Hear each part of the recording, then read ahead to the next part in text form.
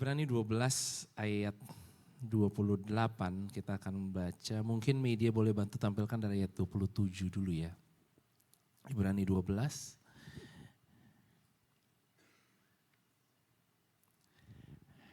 Ya. Ungkapan satu kali lagi menunjuk kepada perubahan pada apa yang dapat digoncangkan karena ia dijadikan supaya tinggal tetap apa yang tidak tergoncangkan. Jadi karena kita menerima kerajaan yang tidak tergoncangkan, marilah kita mengucap syukur dan beribadah kepada Allah menurut cara yang berkenan kepadanya dengan hormat dan takut.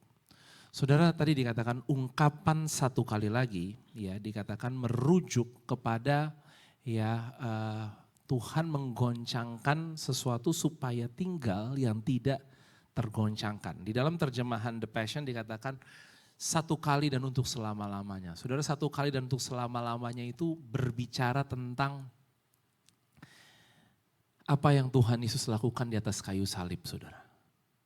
Kenapa? Karena karya itu tidak akan pernah bisa diulang. Karena sudah sempurna. Saudara, kenapa hari ini kalau saudara punya handphone saudara akan minta update gitu ya saudara. Kenapa? Karena belum sempurna saudara.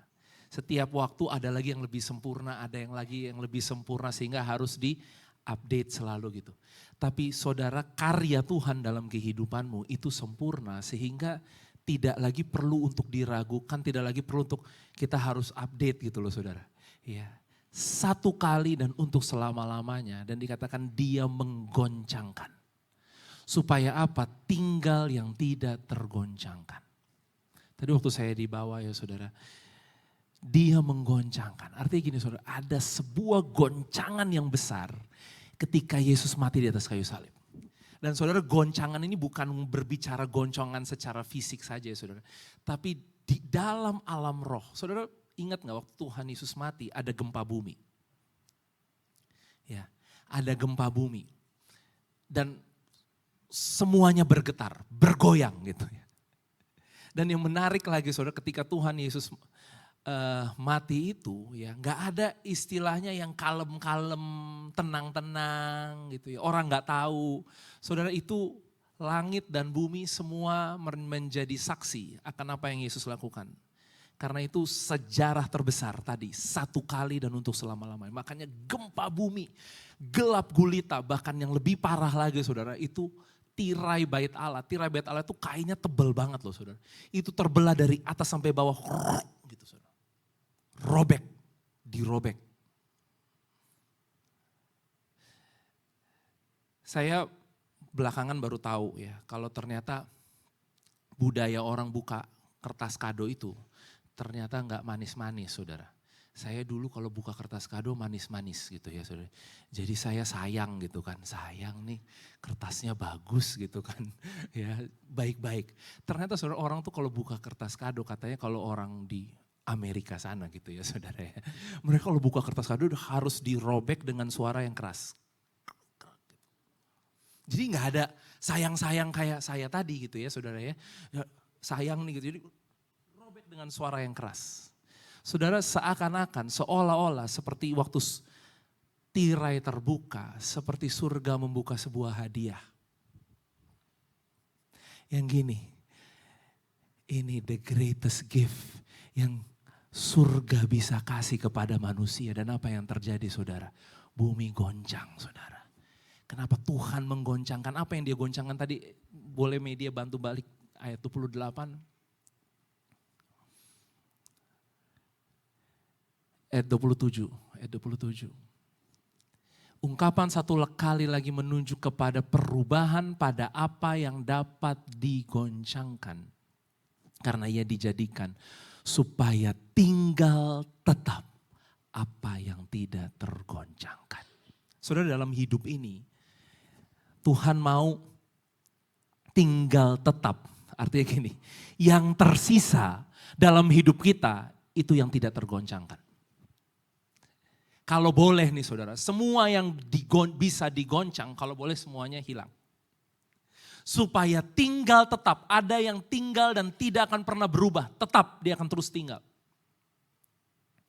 Yaitu adalah yang tidak tergoncangkan ini. Dan saudara tahu apa yang tidak tergoncangkan ini kalau kita baca ayat 28-nya tadi. Yang tidak tergoncangkan ini adalah sebuah kerajaan yang Tuhan berikan kepada saudara dan saya. Kerajaan yang tidak tergoncangkan. Media boleh bantu tampilkan slide-nya. Jadi karena kita menerima kerajaan yang tidak tergoncangkan, marilah kita mengucap syukur dan beribadah kepada Allah menurut cara yang berkenan kepadanya dengan hormat dan takut. Tadi pagi juga Pastor Vincent sampaikan bahwa kerajaan ini bukanlah karena usaha kita, menerima. Saudara terima, bukan saudara berusaha untuk mendapat. Bukan saudara bayar untuk saudara dapat. Saudara harus lakukan agama, saudara harus rohani, saudara harus pelayanan biar saudara dapat kerajaan ini, enggak. Kerajaan ini ternyata adalah gift, is a gift. Makanya tadi surga seperti merobek. Apa yang surga mau robek? Sebuah pemberian yang manusia enggak akan pernah bisa dapatkan dengan kekuatannya sendiri. Sehingga kita hari ini harus terima. Apa yang Tuhan mau hari ini kita lakukan adalah menerima. Amin. Bukan bergumul dan bertanya kenapa gitu ya. Kayaknya saya nggak layak, saya nggak bisa, kayaknya keadaan saya sulit, kayaknya mungkin bukan saya, mungkin dia ya. Tuhan kayaknya lebih sayang dia daripada saya. Saudara hari ini terima kalau Tuhan memberikan sesuatu yang sangat berharga untuk kehidupanmu. Bukan karena kebaikanmu, bukan karena kehebatanmu. Tapi karena anugerahnya Tuhan yang besar. Hari ini kita menerima kerajaan yang tidak tergoncangkan. Ini gift yang Yesus berikan di atas kayu salib. Bukan hanya saudara punya agama di KTP saudara, Kristen gitu. Saudara, perjalanan kita sama Tuhan is not about religion. Ini bukan tentang agama, saudara. Ini tentang sebuah hubungan. Hubungan yang dekat, hubungan yang intim. Dan Tuhan mau kita terima apa yang Dia kasih buat kita. Yang kita akan belajar siang hari ini adalah ayat 29-nya. Ini dia boleh bantu tampilkan. Nah ini dia. Ayat 29 ini terus terang buat saya menjadi pertanyaan gitu ya. Saya seperti bertanya, apa sih maksudnya ini gitu ya. Karena setelah tadi, kamu menerima kerajaan yang tidak tergoncangkan. Saudara dan saya hari ini menerima kerajaan yang tidak tergoncangkan. Udah jadi loh saudara. Artinya itu udah kesimpulan. Kesimpulannya kita menerima sebuah gift, sebuah hadiah yang kita gak bisa usahakan dengan kekuatan kita. Tapi ayat 29 kayak kesimpulan, lebih kesimpulan lagi gitu ya saudara ya. Sebab, ada sebab, udah jadi terus sekarang sebab. Sebab Allah kita adalah api yang menghanguskan. Apa ini artinya? Saudara pernah gak bertanya apa ini artinya? Kita terima kerajaan yang tidak tergoncangkan. Dan dikasih tahu bukan hanya kerajaan yang kita terima. Tapi kita mendapatkan Tuhan yang menjadi api yang menghanguskan. Ada satu cara tafsir Alkitab, ya saudara, tafsir Alkitab itu kita harus lihat konteks dekat, ya, atau konteks kalau nggak ada di konteks dekatnya kita lihat di konteks jauhnya gitu ya saudara. Nah, kalau kita coba lihat ke konteks jauhnya saudara, tentang Tuhan ngomong tentang api yang menghanguskan ini, maka kita akan melihat di dalam Ulangan 9 ayat yang ketiga. Ulangan 9 ayat yang ketiga. Ini konteks jauhnya. Tapi gini loh saudara, supaya kita nggak ngarang-ngarang apa yang menghanguskan itu apa gitu ya. Karena kan kita nanti punya penafsirannya masing-masing. Oh itu artinya itu Pak, itu artinya itu gitu ya. Tapi Alkitab kasih tahu tentang api yang menghanguskan dalam Ulangan 9 ayat 3 dikatakan gini. Tuhan berbicara kepada Musa untuk Tuhan sampaikan kepada bangsa Israel sebelum mereka masuk ke tanah perjanjian. Dia bilang gini, maka ketahuilah pada hari ini bahwa Tuhan Allahmu, dialah yang berjalan di depanmu. Laksana apa? Api yang menghanguskan. Dia akan memunahkan mereka dan dia akan menundukkan menjatuhkan mereka di hadapanmu. Demikianlah engkau akan menghalau dan membinasakan mereka dengan segera. Seperti yang dijanjikan kepadamu oleh Tuhan. Jadi saudara, api yang menghanguskan ini berbicara apa? Yang pertama kita akan lihat, media boleh bantu tampilkan poin yang pertama. Berbicara tentang Tuhan yang berjalan di depan kita. Berbicara tentang Tuhan yang berdiri di kepala barisan kita. Beberapa bulan yang lalu kita belajar juga, saya bacakan sebentar dalam Mika 2 ayat 13, katakan penerobos akan maju di depan mereka. Mereka akan menerobos dan berjalan melewati pintu gerbang. Dan akan keluar dari situ. Raja mereka akan berjalan terus di depan mereka. Tuhan sendiri di kepala barisan mereka. Saudara, consuming fire, api yang menghanguskan. Jadi ketika kita terima kerajaan yang tidak tergoncangkan, kita harus tahu ini satu paket. Paketnya dengan apa? Dengan gini, ingat ya, kita punya Tuhan yang adalah api yang menghanguskan. Adalah gini, Tuhan yang berjalan di depanmu. Tuhan janji sama Musa, aku yang akan jalan di depanmu. Karena gini, Musa sendiri tahu bahwa dia tidak akan menyeberang. Dia tahu bahwa tugasnya sudah selesai. Ini seperti pesan terakhir, mungkin waktu Musa kasih pesan ini Musa agak sedih-sedih gitu ya saudara ya. Kenapa? Aku gak bakalan sama kalian. Aku yang tadinya kalian sangat andalkan, sekarang aku gak sama kalian lagi. Tapi gini, Tuhan akan berjalan di depanmu seperti api yang menghanguskan. Artinya apa? Tuhan yang akan membela. Tuhan yang akan menjadi pembela. Tuhan yang akan memberikan kemenangan. Hari ini saudara percaya gak bahwa ketika kita menerima kerajaan Allah, bahwa ada yang jalan di depan kita. Jalan yang engkau lalui hari ini, ada yang udah duluan di depan saudara. Saudara yang tahu hari ini, saudara lewati jalan apa? Tapi kabar baiknya, ada yang udah duluan berdiri di depan saudara. Untuk apa? Menjadi penerobos. Untuk menjadi apa? Menjadi api yang menghanguskan. Saya rindu siang hari ini kita terima bahwa kita punya pembelaan Tuhan.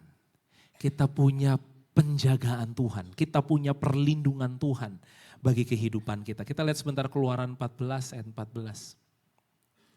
Saya suka banget ayat ini ya saudara ya. Keluaran 14 ayat 14. Boleh kita baca sama-sama 1, 2, 3. Tuhan akan berperang untuk kamu dan kamu akan diam saja. Media boleh bantu tampilkan bahasa Inggrisnya ya. Tuhan akan berperang untuk kamu dan kamu akan diam saja. Ini berbicara Tuhan di kepala barisan. Apa yang terjadi? Ayat 14 bahasa Inggris katakan gini, the Lord will fight for you and you shall hold your peace. Saya nggak janjian tadi pagi khotbahnya sama Pastor Vincent ya, tapi sama. Gini saudara, menerima kerajaan yang tidak tergoncangkan, kan katakannya kerajaan Allah itu bukan makan dan minum, tapi kebenaran, damai sejahtera dan sukacita. Jadi kalau saudara bilang saudara terima kerajaan itu, seharusnya satu bukti yang jelas yang kita bisa lihat kita punya itu namanya adalah peace. Kita nggak bisa bilang Tuhan berperang bagi kita kalau kita masih panik, kita masih gelisah, ya kita masih geser kiri, geser kanan ya tadi khotbahnya tadi pagi ya. Cari pertolongan ini, cari jalan pintas ini. Saudara hari ini, saudara benar-benar harus ada di dalam posisi hold your peace. Kita ini menerima kerajaan yang tidak tergoncangkan. Cuma sekarang gini loh, kita semua rindu mengalami kerajaan itu. Cuma kita nggak bisa mengalami, terkadang kita nggak bisa alamin kerajaan itu. Kenapa? Karena kita tidak membiarkan Tuhan yang berperang bagi kita. Kita yang mau terus coba berperang untuk kehidupan kita. Saudara mungkin adalah suami yang bertanggung jawab, ibu yang bertanggung jawab. Tapi kadang-kadang kita harus tahu ada kalanya kita harus izinkan Tuhan melakukannya bagi kita. Saya yang bertanggung jawab menyelamatkan keluarga saya, Pak. Saya yang bertanggung jawab. Saudara, kekuatan kita terbatas. Amin. Jangan terlalu put so much pressure on yourself. Jangan terlalu kebanyakan untuk taruh beban di pundakmu dan seolah-olah peperangan itu adalah miliknya engkau. Saudara, hari ini kita mau sadar dengan hal yang sangat sederhana. Peperangan itu miliknya Tuhan. Dan biar Tuhan yang ambil alih untuk kita.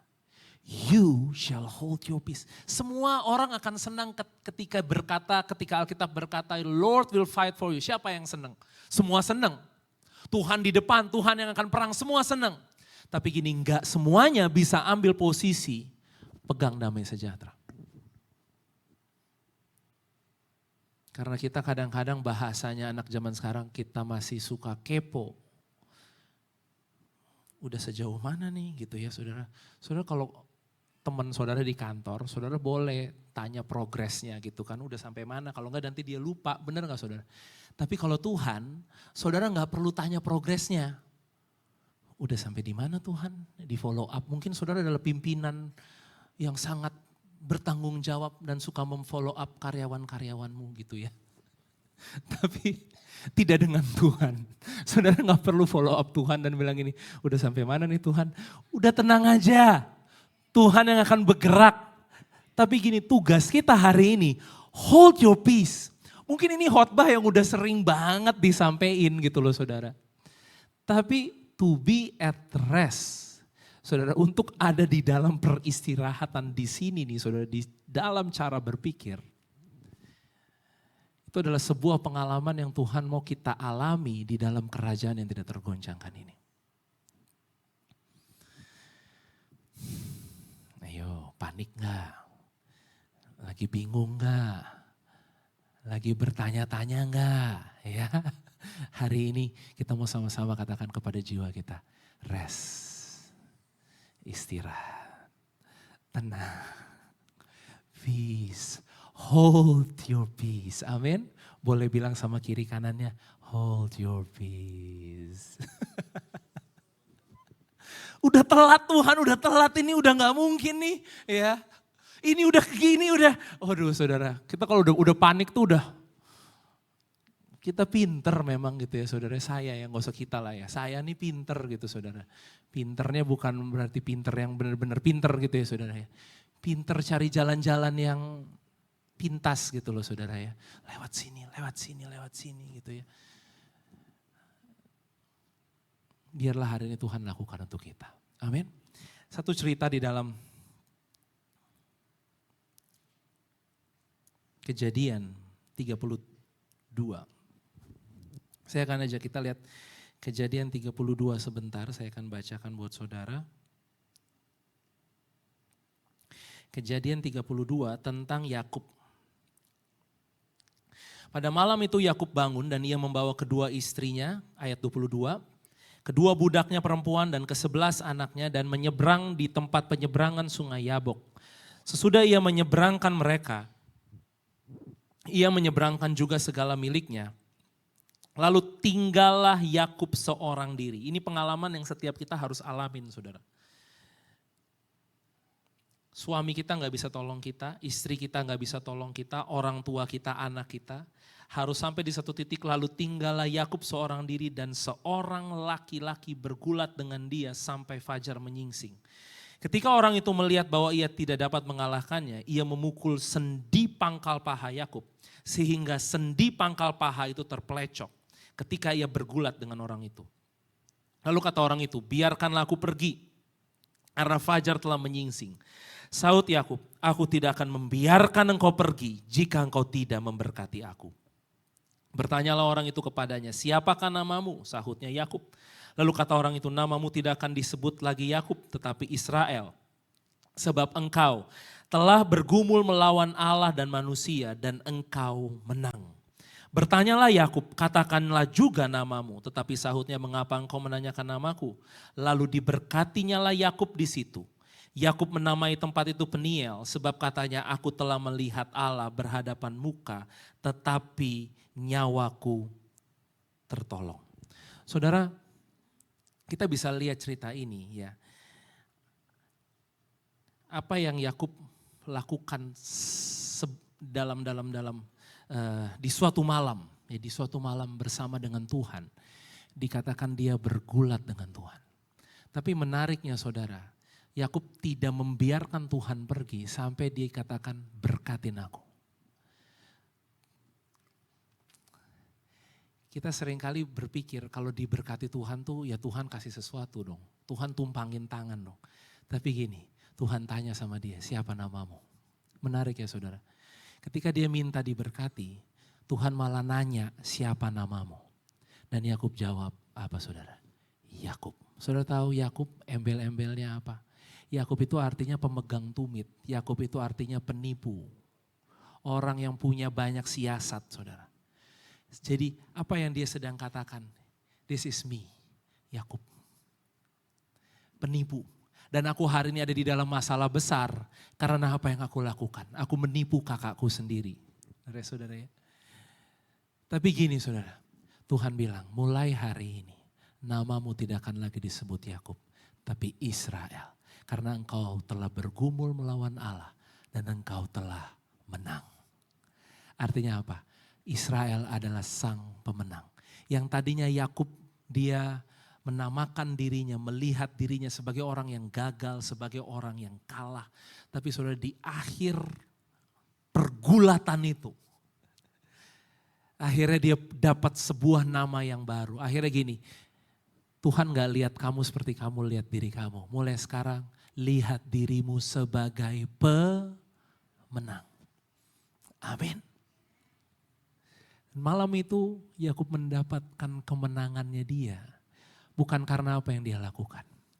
Tapi karena apa? Ternyata dia tidak berkuasa atas caranya dia sendiri. Tuhan plecok pangkal pahanya. Dan Tuhan bilang, mulai sekarang kekuatanku yang akan membuat engkau menang. Dan kalau kita lihat cerita ini selanjutnya terus di dalam Kejadian 33. Kejadian 33, jadi singkat cerita, ya Yakub menempatkan barisannya, dia atur barisannya. Ternyata Yakub ini mau bertemu dengan Esau, saudara. Saudara tahu sebelumnya bahwa Esau ini sudah mengejar-ngejar, mencari-cari mau dibunuh nih Yakub nih saudara. Dan Yakub udah atur barisannya ya dari pegawai-pegawainya, harta-harta bendanya dulu di depan gitu ya saudara ya. Kemudian gundiknya, artinya istri yang gak terlalu disayang dengan anak-anaknya. Sampai yang terakhir adalah istri yang paling dia sayang dengan anaknya. Dan apa yang dia lakukan? Dia berlari. Dia yang tadinya mau ada di belakang. Dia yang tadinya mau bersembunyi. Dia yang tadinya mau berusaha dengan kekuatannya. Hari itu apa yang Yakub lakukan? Kita lihat ayat yang ketiga, Kejadian 33. Akhirnya ia sendiri berjalan di depan mereka dan ia sujud sampai ke tanah 7 kali. Hingga ia sampai ke dekat kakaknya itu. Tetapi Esau berlari mendapatkan dia. Apa yang dilakukan Esau? Didekapnya dia, dipeluk lehernya dan diciumnya dia. Lalu bertangis-tangisanlah mereka. Saudara lihat ayat ini, ayat 4. Di malam itu Yakub berusaha bergumul tapi akhirnya pangkal pelahanya diplecok dan dengan kata lain Tuhan bilang ini udah rest, istirahat. Hold your peace. Dan apa yang Tuhan lakukan di hari besoknya saudara, di pagi harinya. Siapa yang berperang untuk Yakub? Tuhan.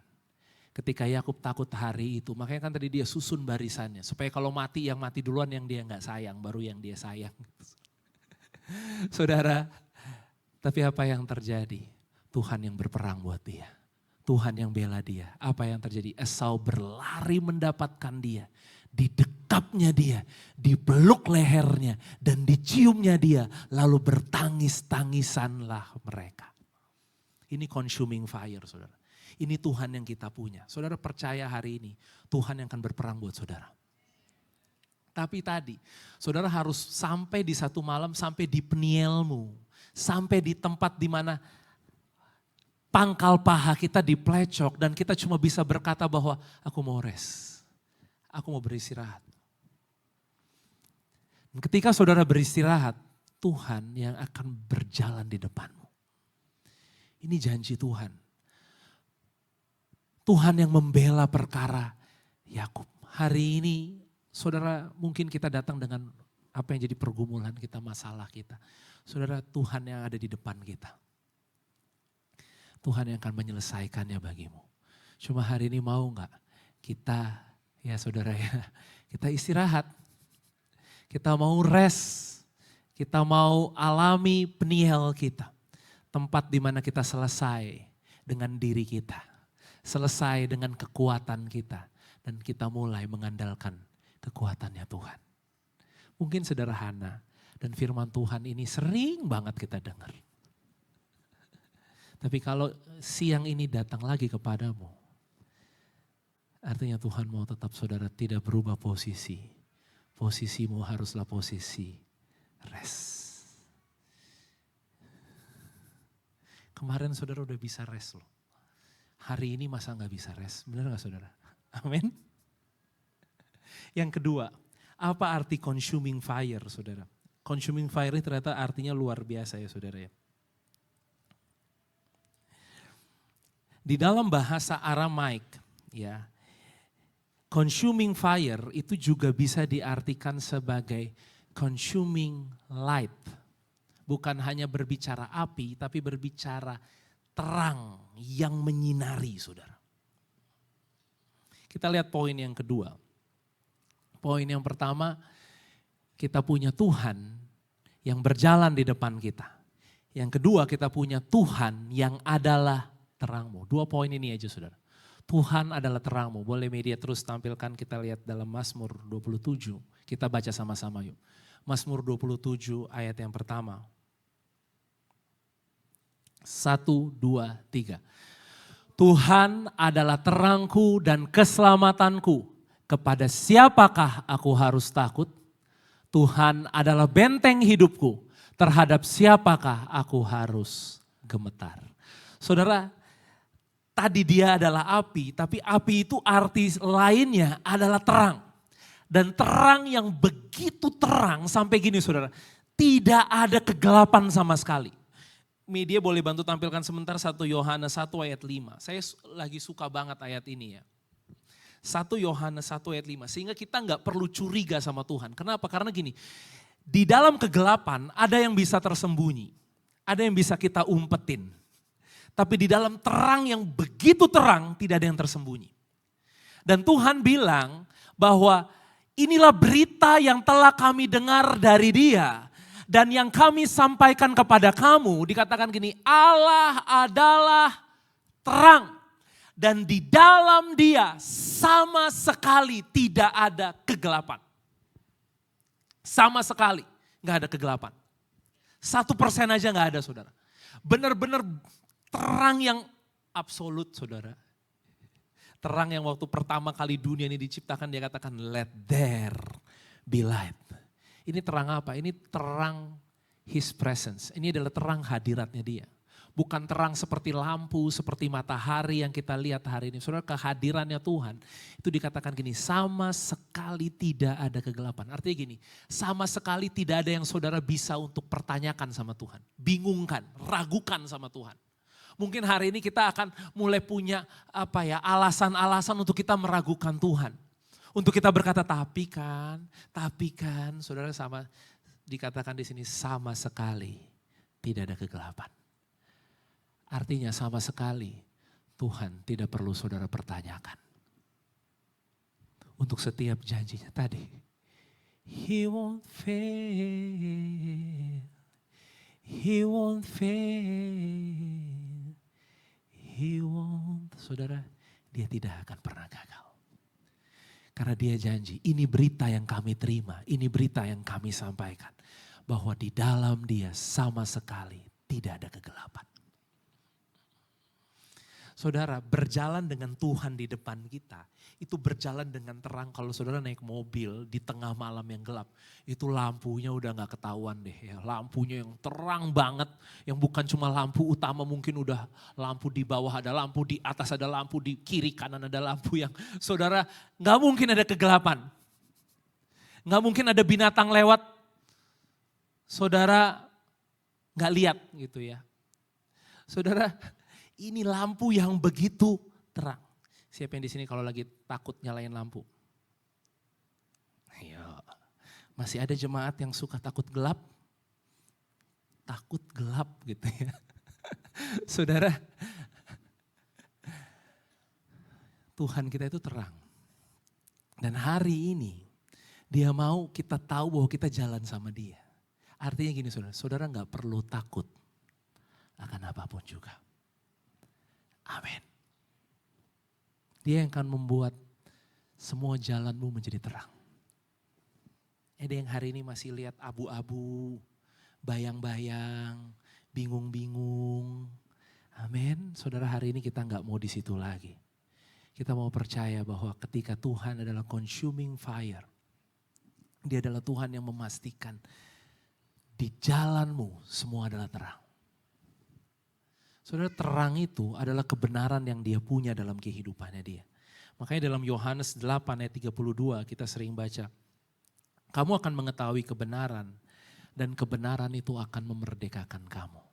Saudara, kebenaran itu adalah terang. Dan ketika kita punya kebenaran, kita punya terang. Ketika kita punya terang, kita gak gampang disesatkan saudara. Kita gak gampang dibohongi. Amin. Cuma hari ini kita mau biarkan diri kita dipenuhi dengan terangnya Tuhan.